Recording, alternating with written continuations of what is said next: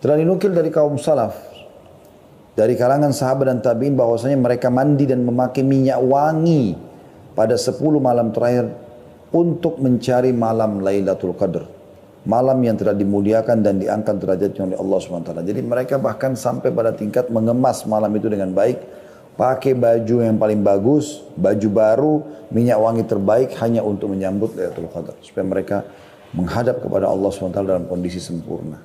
Jadi orang-orang yang suka nyanyiakan waktunya, umurnya, kejar apa yang terluput dalam hidupmu dengan Lailatul Qadar.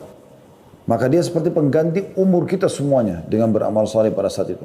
Taubat pun seperti taubat 1000 bulan. I'tikaf itu adalah satu keadaan, gambaran dari keseriusan seorang hamba untuk menata dirinya dan membuat pola alur kehidupannya sehingga bisa fokus pada apa yang diridhoi oleh Allah Subhanahu wa taala. Karena itulah ketika Anda ingin datang ke tempat ini, ke rumah Allah Subhanahu wa taala untuk menunaikan i'tikaf, maka ketahuilah teman-teman sekalian, Anda sedang dihadapkan pada proyek besar dalam bulan Ramadan, yaitu proyek yang akan mengubah alur kehidupan Anda setelah Anda lulus dari program i'tikaf ini. Apa di antara goal, hasil yang paling penting adalah Anda lebih dekat dengan Allah Subhanahu wa taala dan sudah memiliki pola-pola rencana kehidupan setelah lulus dari program i'tikaf ini.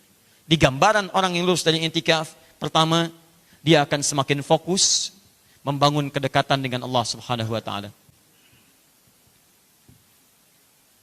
Ini poinnya. Dan hebatnya, saat fokus dengan Allah itu dia nggak bisa diganggu. Dari hadis-hadis ini kita bisa lihat bagaimana keutamaan membaca Quran. Tentu keutamanya sangat banyak, tapi ini diantaranya. Dan Ramadan bulan yang paling tepat untuk membaca Al-Quran. Sampai dikatakan para sahabat ridwanullahi alaihim kalau tiba Ramadan, cuma 2 dari lisan mereka. Al-Quran atau perkataan yang baik. Udah gak ada lagi omong kosong. Tapi Al-Quran ini luar biasa. Bahkan di antara mereka ada yang mengkhatam Al-Quran setiap malam. Setiap malam khatam Al-Quran 1 kali. Ada yang 3 hari. Al-Quran terus. Tidak pernah mereka tinggalkan. Itu di Ramadan. Maka mulai sekarang persiapkan diri Anda. Supaya nanti Ramadan Anda sudah terbiasa membaca Al-Quran. Mulai Quran itu, bukankah itu akan memberikan dampak kepada kita sampai meninggalkan dunia? Bukankah itu yang menjadikan kita terhormat di hadapan Allah? Bukankah itu yang menjadikan seorang hamba mendapatkan mahkota utama? Bukankah itu yang menjadikan seseorang mendapatkan kesempatan memberi syafaat untuk keluarganya? Jadi kalau barang dunia saja begitu diistimewakan, kenapa Al-Quran yang mulia dan agung tidak kita istimewakan? Betapa banyak saya seringkali bersedih melihat seseorang menempatkan Quran di tempat-tempat tidak terhormat, penuh dengan debu, tidak perhatian ketika mulai jilidnya terlihat mulai lapuk dan sebagainya. Di mana penghormatannya?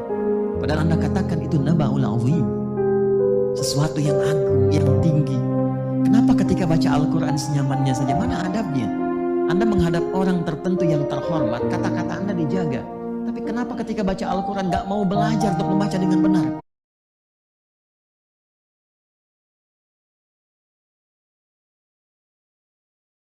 Wujuhun yawma idzin nadhirah. Ada orang yang wajahnya berbinar, gembira sekali. Bukan karena masuk surganya. Ila rabbiha nadhirah. Karena bisa menatap Allah langsung tanpa hijab seketika. Siapa di antara mereka itu? Inilah yang saat di dunia punya kebiasaan istighfar di waktu sahar. Nah, jadi saya ingin simpulkan bahwa kalau sudah masuk waktu sahur, jangan cuma makan. Begitu selesai, duduklah Anda di ruang tengah bersama keluarga. Lalu istighfar kepada Allah Subhanahu wa taala. Ya Allah, saya minta ampun ya Allah. Saya minta ampun ya Allah. Jika Anda bisa kerjakan itu, maka hadisnya hadis qudsi. Nabi mengatakan, Allah berfirman, kalau sudah datang akhir-akhir malam itu menjelang fajar, maka Allah turun ke langit dunia dan menyampaikan kepada hamba-hambanya. Perhatikan kalimatnya. Ya ibadi, hambaku, siapa yang minta, aku kabulkan. Siapa yang berdoa, aku jawab. Wa man istaghfara liya, dan siapa yang istighfar kepadaku,